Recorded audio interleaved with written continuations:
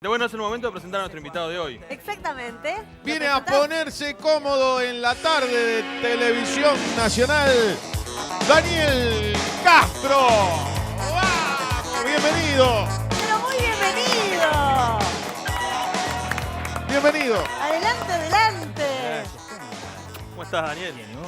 No podés con tu condición. Estaba Rafa ahí, estabas mirando las noticias. A ver. Escuchando, A a ver ver si qué- me estaba perdiendo algo. Debe ser raro Siempre. para un entrevistador ser entrevistado. Raro y además me pone en un estado de nervios interesante. Está Estoy perfecto. tenso, tranquilo. tenso. Llegaste Está temprano, ya perfecto. viste Bueno, el clima, ya viste el sí, clima cuál no, es. pero además lo he El visto desde el otro lado. Ah, ¿lo has visto? Claro. El hombre que en su despedida del soltero supo usar un traje de conejo. Es verdad, tiene Mirá qué razón. bien, Sí, mirá sí, qué sí, bien. sí. Hay que, viste, prestarse para esas cuestiones, ¿no?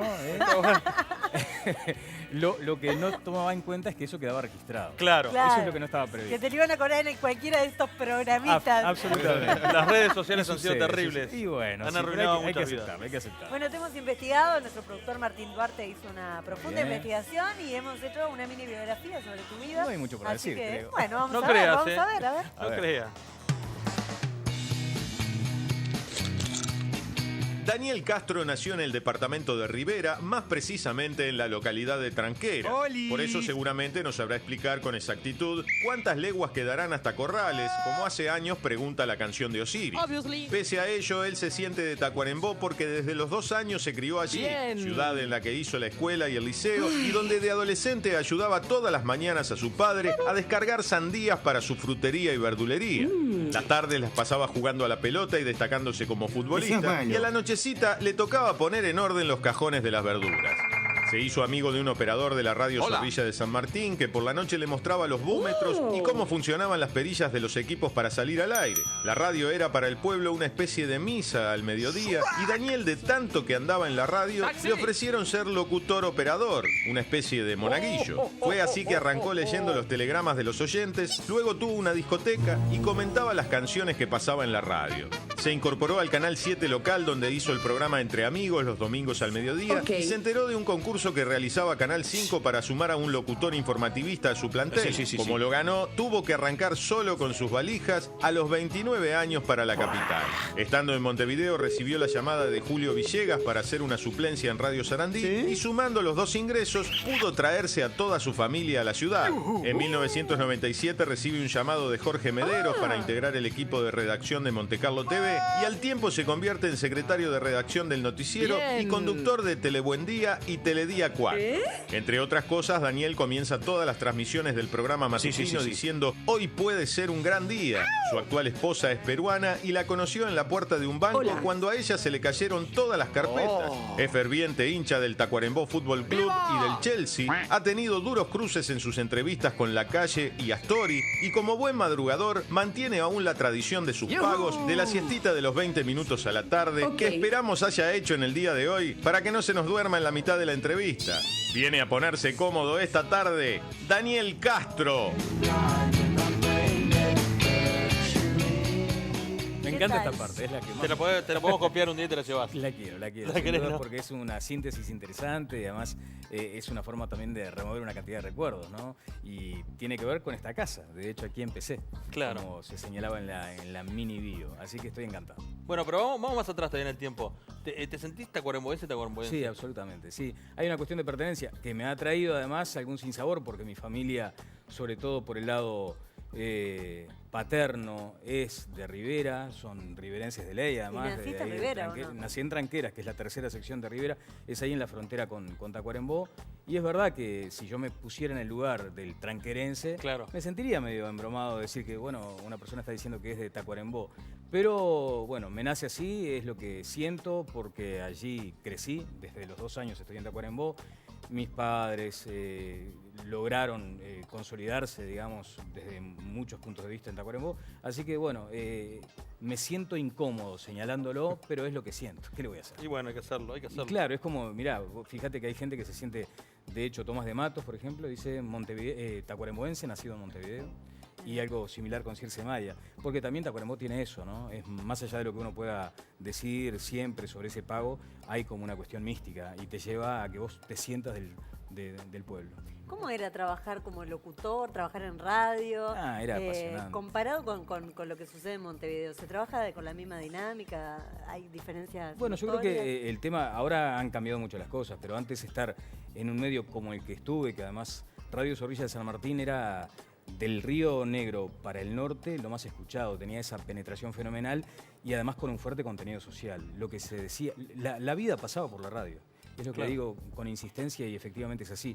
Cuando dicen ahí, por ejemplo, en la biografía, eso de la misa, la hora de la misa, era porque eso representaba.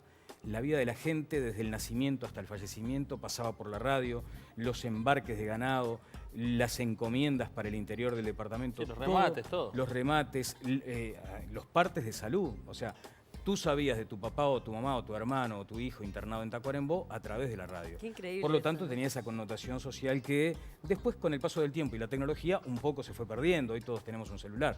Pero antes era impresionante. Eso era algo que a mí me hizo sentir que estaba contribuyendo desde un medio a eso que se denomina periodismo social, digamos. Allí lo sentí bien.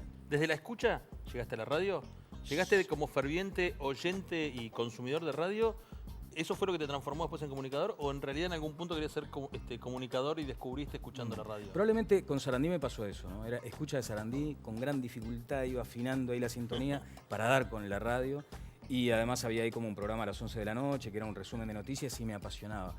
Y sentí íntimamente que algún día iba a trabajar ahí. Pero esas cuestiones de locos, que uno dice, bueno, algún día trabajaré, yo qué sé, o jugaré en el Chelsea, por decir algo. Y se dio, un día se dio, se concretó.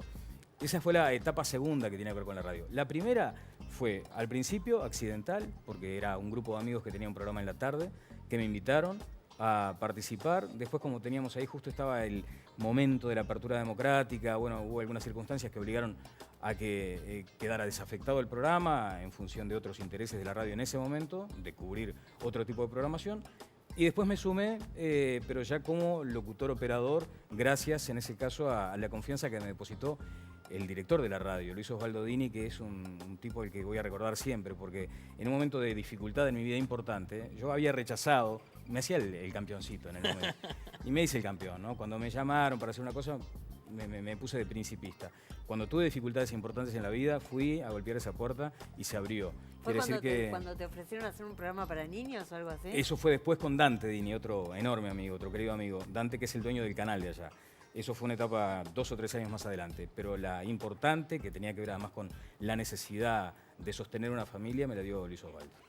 Zorrilla de San Martín es digamos, una institución dentro de la radiodifusión del interior. Sí, es como una escuela, ¿no? Sí. Aunque quede a veces medio como feo decirlo, pero yo tuve la posibilidad de palpitar lo que se vive en una escuela, porque hizo radio mucha gente de Montevideo y de hecho de La Zorrilla vinieron a Montevideo grandes personalidades.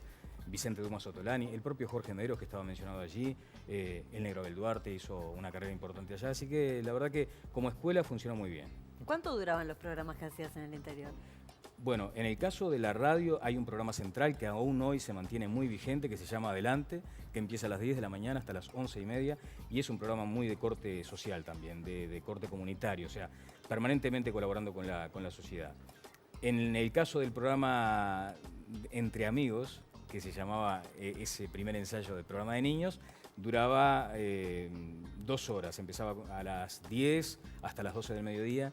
Se fue transformando porque me picaba un poco aquello de lo periodístico. Empezó como una cosa de niños y después se fue transformando sí, cuesta en algo más imaginarte periodístico. conduciendo un programa para niños. Porque ¿no? además el director me lo dijo, dice, mira, lo que queremos es hacer un programa de niños los domingos, ¿qué te parece?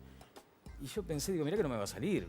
Dice, pero no, intenta. Y buscamos el costado que tenía que ver con la niñez en un departamento como Tacuarembó, que tiene muchos aspectos muy lindos en la vida comunal. Entonces empezamos con los clubes de baby fútbol, con el tema de las escuelitas, con los clubes de fomento, con los Boy Scouts, con la gente que se movilizaba, con los nenes, y eso fue generando también una cosa que íbamos descubriendo, vetas periodísticas a través de los niños. Cuando tenías 20 años, ¿fuiste director de turismo de Tacuarembó? 20 y algo, sí.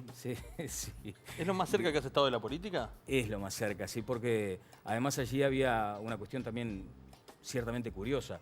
Me convoca en aquel momento el intendente de Tacuarembó, Sergio Chiesa, un gran intendente en su momento, pero no había ninguna afiliación partidaria. O no le constaba a él si yo era del partido A, B o C. No sabía, no tenía idea.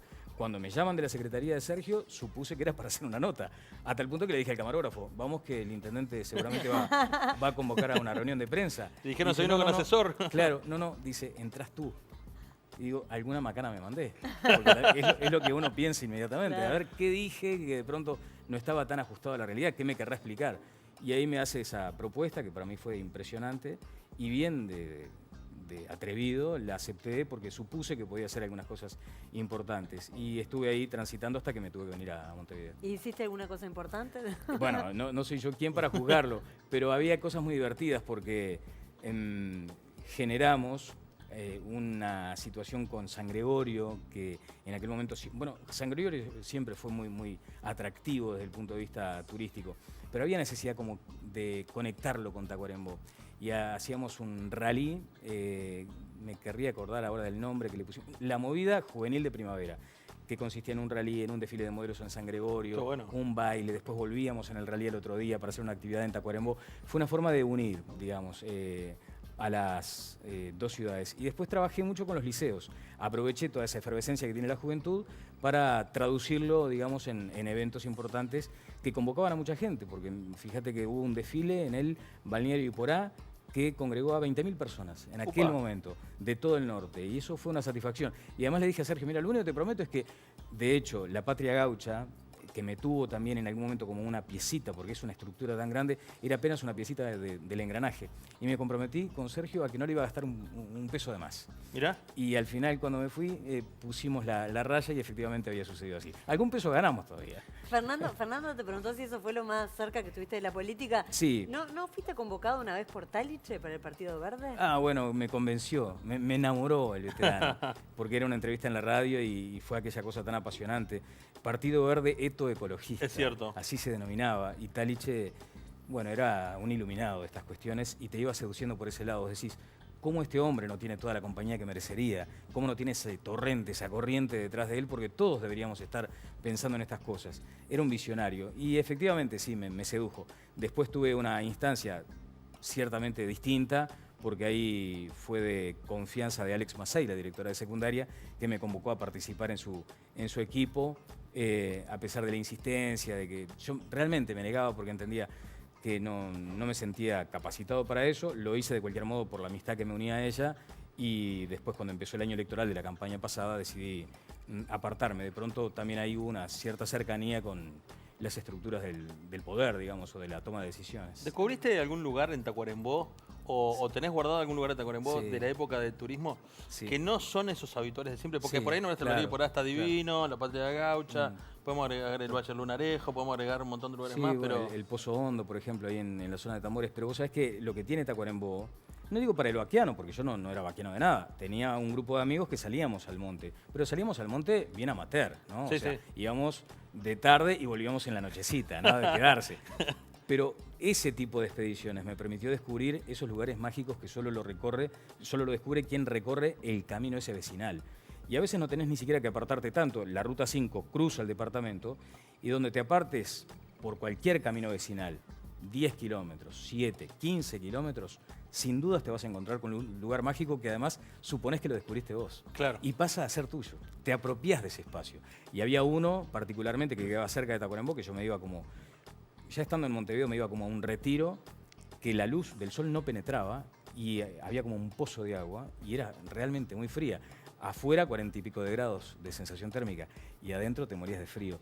Y los pececitos ahí tocándote los Qué pies. lindo. Qué divino. Esa cosa paradisíaco. mágica que me siento como el dueño de ese lugar. Qué lindo, qué lindo. Viniendo un poco más cerquita A ver. por acá, a A una ver. zona un poquito más urbana. Viviana Aguirre, ¿cómo es la relación? ¿Cómo te llevas? Bien, somos, aunque le moleste lo que voy a decir, los veteranos, en alguna medida, del Centro Claro. Monte Carlo de Noticias, porque los medios han tenido mucha dinámica y ella es de las que se mantiene de la época en la que yo ingresé. Ella era productora. En su momento era productora. Yo trabajé cuando era productora. Claro, y ahora está de conductora de Teledía y periodista del Centro Monte Carlo de Noticias. Así que, bueno, tenemos esa relación de las personas que hace tiempo que vienen transitando por el mismo camino. La fuimos a buscar. Bueno. Le pedimos que dijera unas palabras sobre vos, así Bueno, que vamos mirá, a escuchar. con mucho gusto. Uy, yo con Daniel lo conozco hace casi 20 años. Uy, Daniel, 20 años, qué horrible. Ni decir tu edad, ni decir la mía, porque estamos en el horno. Bueno, Daniel, ¿qué te puedo decir, Daniel? Súper profesional. Un histérico en el buen sentido de tener todo en orden y todo claro para el noticiero. Busca que tengamos todo, que no nos cumbamos nada, está todo el tiempo investigando y quiere saber qué es lo que está pasando, más allá de qué está pasando, ¿no? O sea, es súper exigente con él mismo. Ustedes lo ven, bueno, todas las mañanas en las entrevistas de Tele Buen Día, las prepara, a veces noches sin dormir buscando material de cada entrevistado, hay días que llega casi sin dormir por ese motivo. ¿Qué les puedo decir? Súper exigente, un sentido del humor y rey del Twitter. Yo, la verdad, me saco el sombrero con el Twitter de Daniel. Tiene un sentido del humor y un sentido para combinar las palabras perfectas en el momento justo que yo siempre las retuiteo. ¿Es verdad, Daniel, o no es verdad?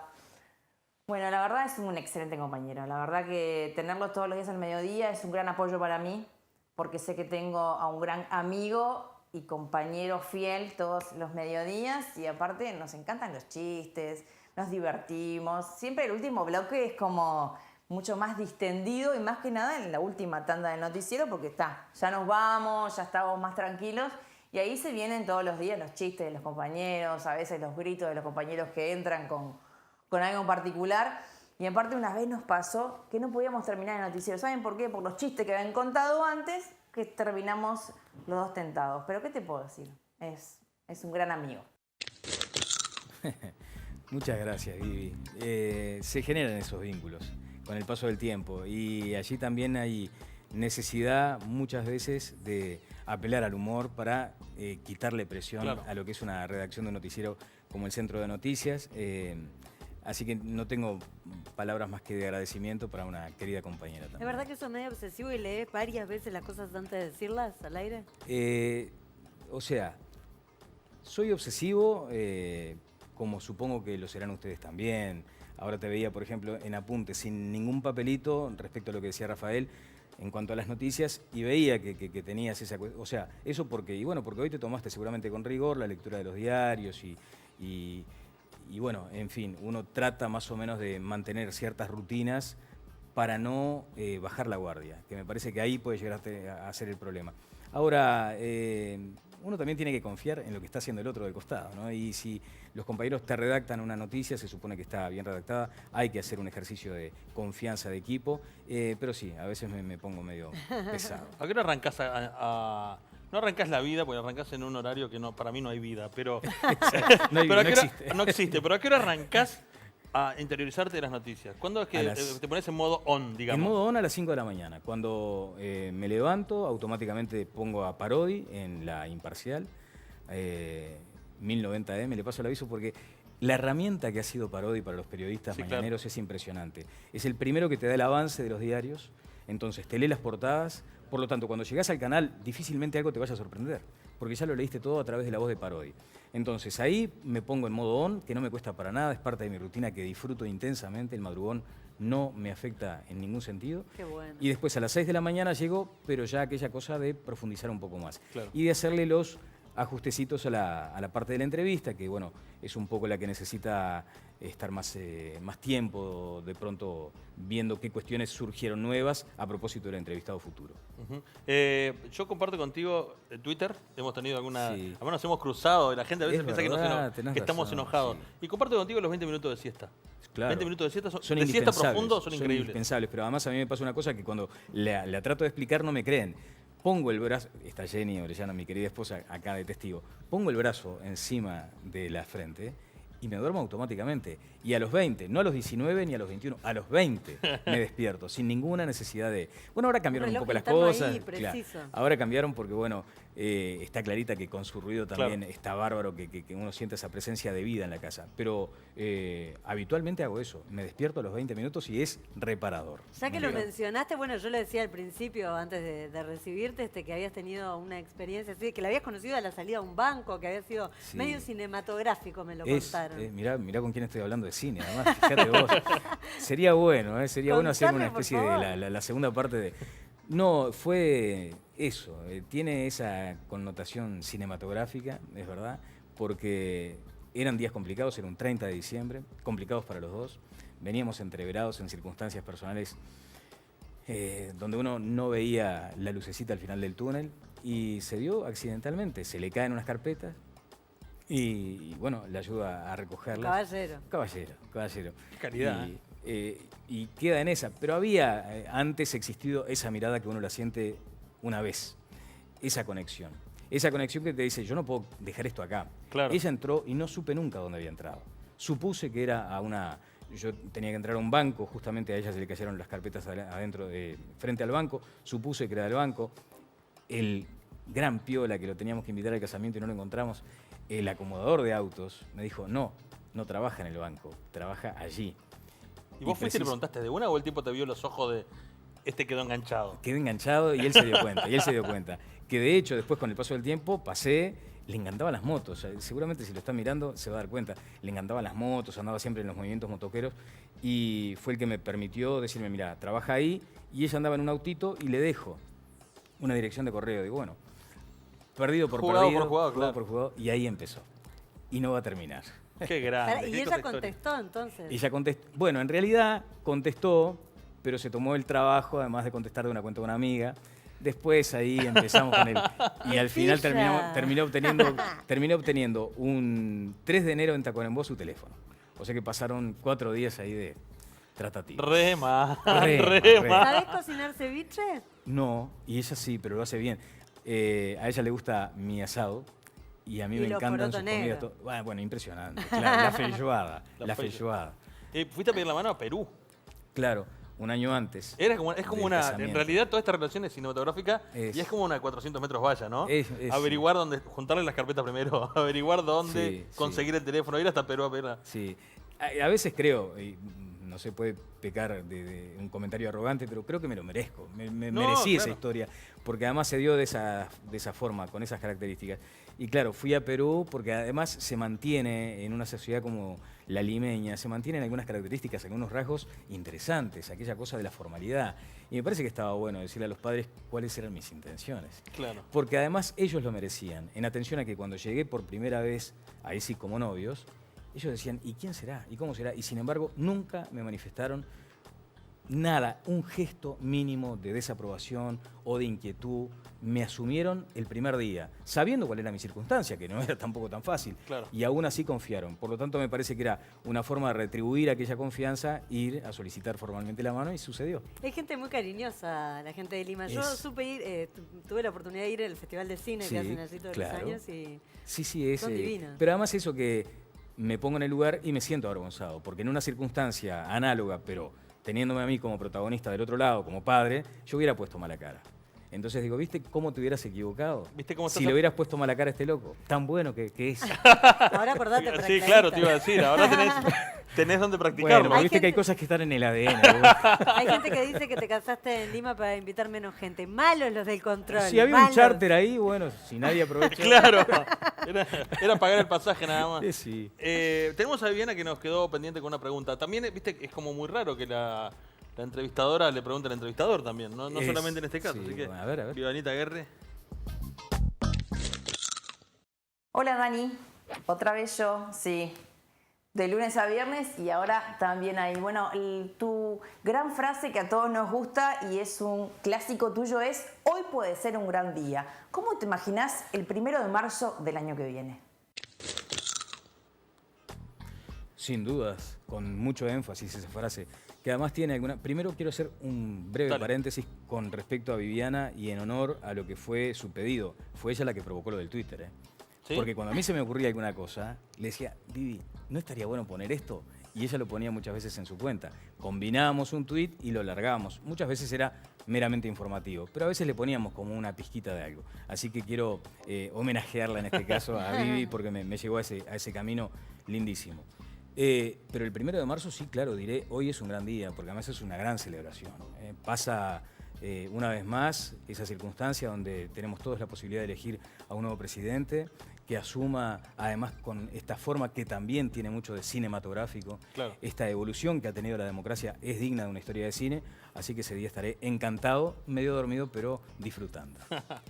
¿Sabes lo que me quedó? Y lo quiero decir como al pasar porque me pareció una biografía que era interesante. A los 29 años te viniste a Montevideo. Sí, veterano. Te iba a decir eso. Cuando sí. mucha gente, ya hace 10 años, Sí. que por ejemplo que vino a arrancar una carrera o que vino a vivir o que dejó de recibir las milanesas en la encomienda, ¿no? Sí, quieras que no, te condiciona también, porque se genera como una circunstancia de decir, recién está empezando, sí, pero recién estoy empezando, pero mira que hace tiempo que la vengo remando. Claro. Entonces hubo que pagar una cantidad de precios vinculados a esa cosa del derecho de piso y eso.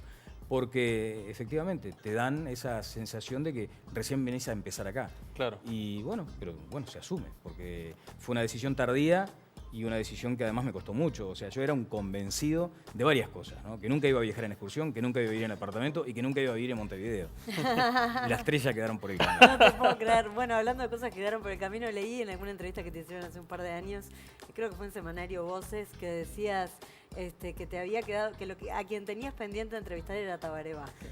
Sí. ¿Sigue quedando pendiente? O? En su condición de presidente lo entrevisté en México, pero era una nota que, a pesar de que fue larga en términos televisivos, porque fue de unos 22 minutos, fue con esa sensación de que, bueno, en fin, estábamos ahí en su habitación y surgió una nota interesante, pero no esa cuestión de prepararla, claro, de recibirlo o de que él me reciba en su despacho. Había una nota cuando él era intendente de Montevideo que le hicimos en Tacuarembó y después me quedó pendiente lo del presidente. Si resulta electo, insistiré. De cualquier modo, no se va a salvar de que insiste ahora para hacerle una nota como precandidato, claro, obviamente. ¿Te pasó que se acercó, en algún momento ibas a hacerle una nota a un político y ese político vino con una listita de Sí, 4 preguntas sí. que quería que te hicieran? Sí, sí. Y así como empezó la nota, terminó. Porque además era una persona que me conocía de Tacuarembó, un dirigente político del Partido Colorado, muy apreciado por mí en aquel momento, porque además siempre habíamos mantenido esa cuestión del respeto, de la lealtad. O sea, yo puedo errar o acertar, pero sobre la base de la lealtad, claro, nunca con la zancadilla para la fractura. Él lo conocía, él lo sabía de antes y se ve que su estado de nervios, porque además era una instancia similar a esta, preelectoral, donde cualquier votito servía, bueno, se le ocurrió esa espantosa idea delante además de mis queridos camarógrafos, que son grandes colaboradores, y era una forma también de faltarles el respeto a ellos. claro. Porque ellos también confían en mí, somos un equipo. Entonces, que yo hubiera aceptado ese despropósito, esa vergüenza de un dirigente, además tan calificado, hubiera sido para todos un golpe bajo. Por supuesto no lo acepté, le devolví la hojita y bueno, de ahí para adelante por supuesto que la nota no prosperó y tampoco prosperó una relación futura. Nunca más lo entrevisté, ni tengo interés tampoco. No sé si tendrás interés en recibir una pregunta punzante, pero tenemos Uh, al periodista de verdad, esto el que es- se levanta a las 5 de la mañana, Esto es lo que me habían y que dicho. escucha Parodi y que ¿Cómo estamos? desayuna ¿Cómo 3 le va? gotitas de agua. Sí, no, ¿cómo estamos? No, yo me acuesto a las 5 de la mañana. Ah, no, perdón. es al revés, es al Claro, revés. Sí, Ramiro. de largo. Pero Este bueno. mete púa, mete mucha púa. Mete Beto púa, Púa. sí. ¿Cómo estás, Daniel? Notable. Notable, bueno, sacame esta espina, te quiero hacer una preguntita Dale. con 3 opciones y vos me respondés. Bien. Mira, ¿qué es lo más difícil de hacer en las entrevistas a políticos tan temprano en la mañana? ¿Cómo haces vos? ¿Sí? ¿Despertarlos? Uno, exactamente, uno, conseguir un político que se levante tan temprano. Ya lo tenía chiste ahí, bueno. Dos, no dormirte ante las extensas y aburridas respuestas de los políticos. No, ¿cómo aburrida? ¿Por qué? Tres, bancarse el mal aliento de alguno que llegó apurado y no se lavó los dientes. No demos nombre, como me dice No, la de nena. nombre, No por de favor. nombre, no de nombre. No, a veces la 2, ¿no? ¿Sí? La 2, sí, porque, viste, creo que cada vez menos, pero esa cosa del cassette. Eso te iba a decir, el cassette es está bravo, ¿no? complicado, el cassette es bravo, se está perdiendo, me parece que además es saludable que se abran mucho más a lo que sea, aún asumiendo que pueden cometer algún tropezón, pero me parece que los hace más naturales. O sea, cuando se quitan el cassette creo que dan lo mejor de cada uno. Y además, la verdad, debo reconocer que para mí sería muy difícil ir a una entrevista a esa hora de la mañana, cuando las rutinas de ellos muchas veces se hacen sobre la noche. El que está acostumbrado, el que está en su salsa, el que está tranquilamente despierto desde las 5 soy yo, el que está habituado a ese horario, el que está además en mi cancha, porque juego siempre de locatario. Ahora, las personas van. Hoy me tocó, por ejemplo, el ministro de Defensa Nacional, Eleuterio Fernández Huidobro, con grandes dificultades, como ustedes saben, desde el punto de vista de su salud, de su movilidad, y a las 7:15 estuvo. Entonces, no me queda más que admiración y agradecimiento a aquellas personas que van a la entrevista, más allá de que probablemente entiendan que hay una contribución y que hay una necesidad de llegar a determinado público, lo cierto es que van y van. Difícilmente me falle, yo no sé, podría decir una entrevista por mes probablemente y no estaría siendo justo, van todos. Está perfecto, Daniel, está perfecto, muchas gracias. A usted. Para terminar, te doy una idea con esto de que es bravo que se levanten temprano y vayan al programa. De repente usted lo que puede hacer es ir a entrevistar a la casa y ya de paso le lleva el desayuno. También. Qué atrevimiento, Chao, Ramiro. por favor. Se la dejo servida.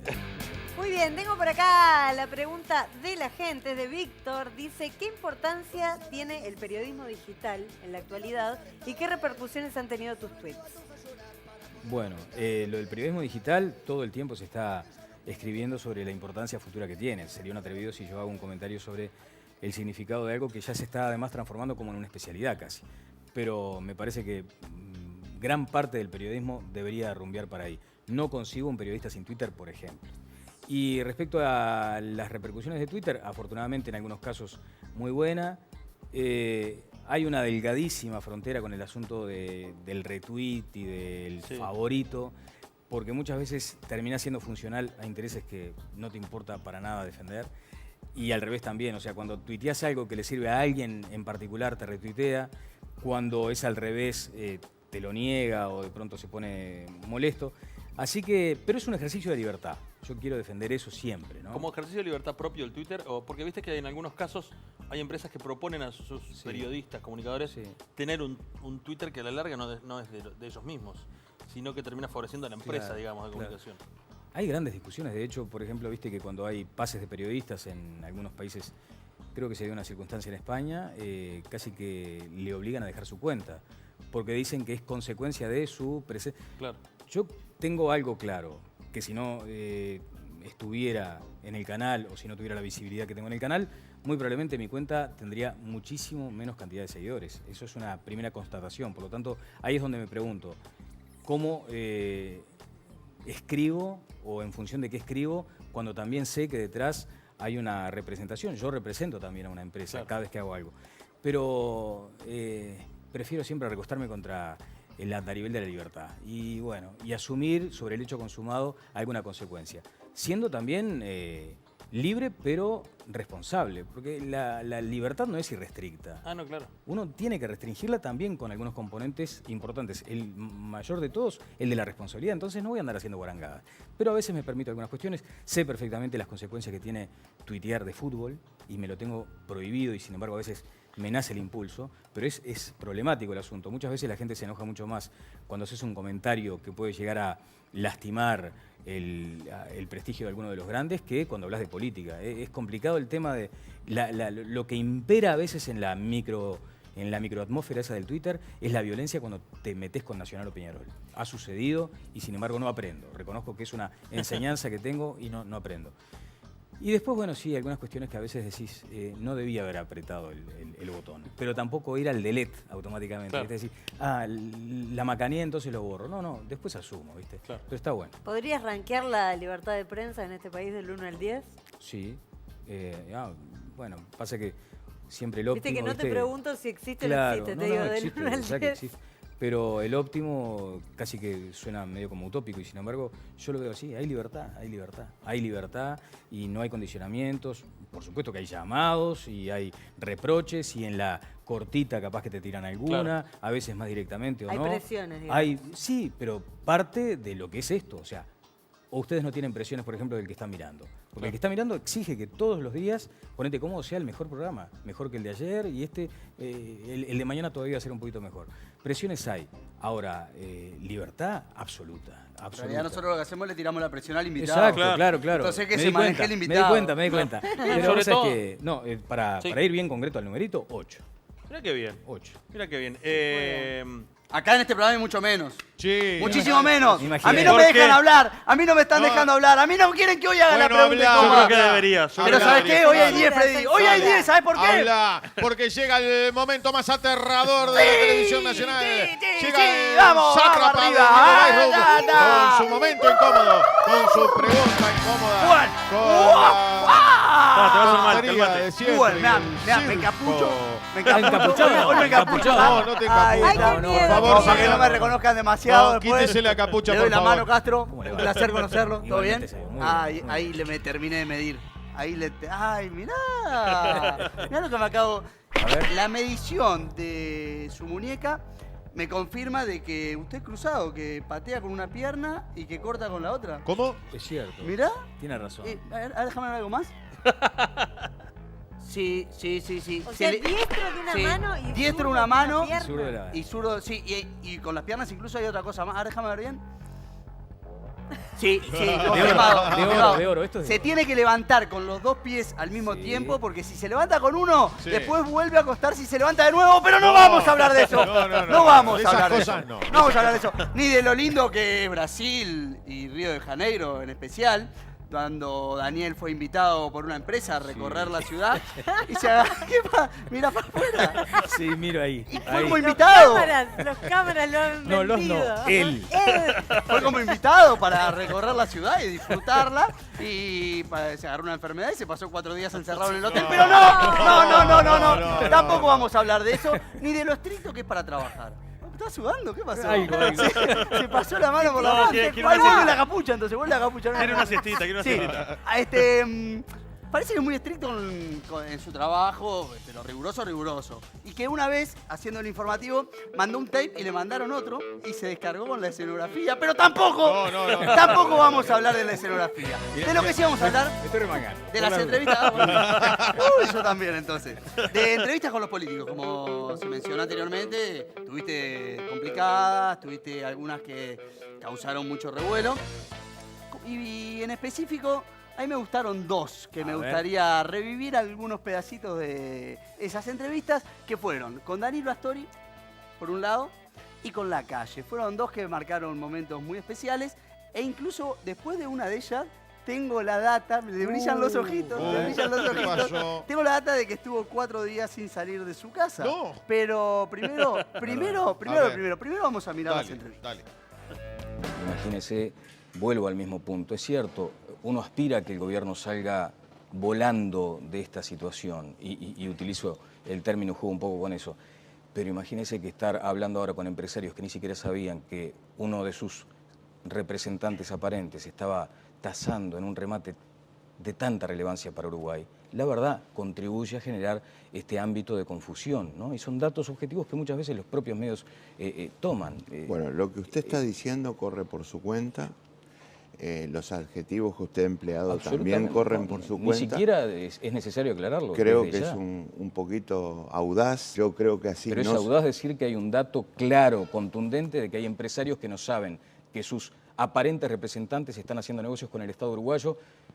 En esta modalidad no va a hacer ningún comentario sobre lo que tuvo como sensación personal no en es ese mi momento. función comentar declaraciones de otras personas.